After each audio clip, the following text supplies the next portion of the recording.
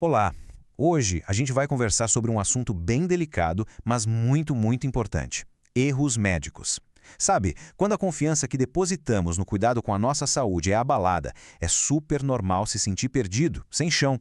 Essa nossa conversa aqui foi pensada exatamente para isso, para trazer um pouco de luz, esclarecer as dúvidas e mostrar que existem caminhos. Então, a primeira coisa é, se existe essa suspeita, essa pulga atrás da orelha de que algo deu errado em um tratamento, é natural ficar sem rumo. O passo mais importante, o primeiríssimo passo, é buscar informação de qualidade.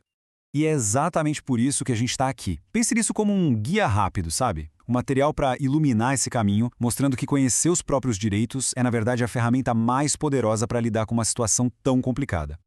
Vamos lá, então. Primeiro ponto. Quando essa confiança no cuidado médico é quebrada, é fundamental saber identificar os sinais, os alertas de que alguma coisa pode não ter saído como deveria. Ok, vamos deixar isso um pouco mais concreto. Pensa assim, um erro em uma cirurgia, que pode ser algo grave, como esquecer um material dentro do corpo de um paciente. Ou então outro sinal clássico, uma receita de remédio que não levou em conta uma alergia já conhecida. São situações como essa, sabe?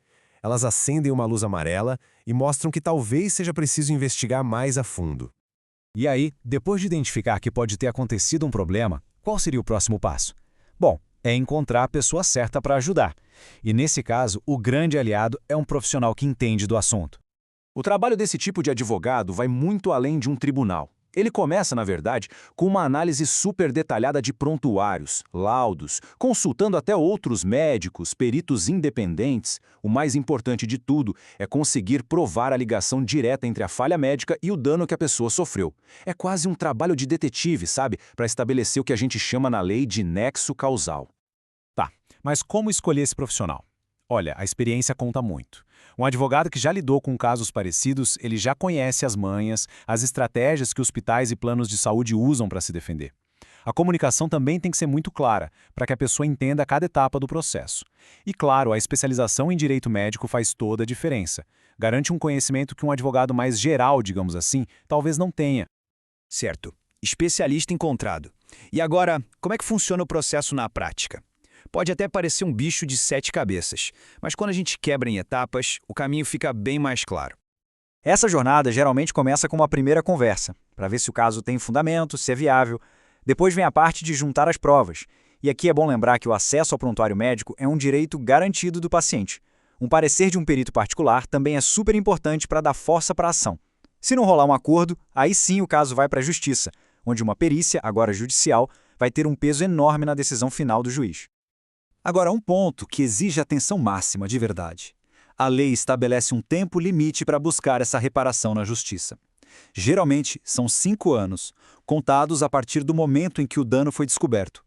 Perder esse prazo significa, infelizmente, perder o direito de processar. Por isso que ser ágil e procurar orientação logo é absolutamente vital. Agora, vamos focar no que a lei garante. Conhecer os direitos fundamentais de um paciente é o que dá força e base para quem está buscando justiça.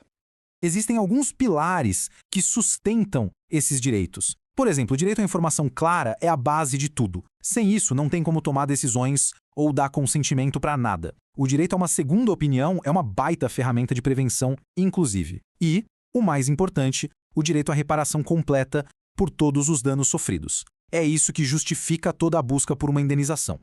E o que significa essa reparação integral?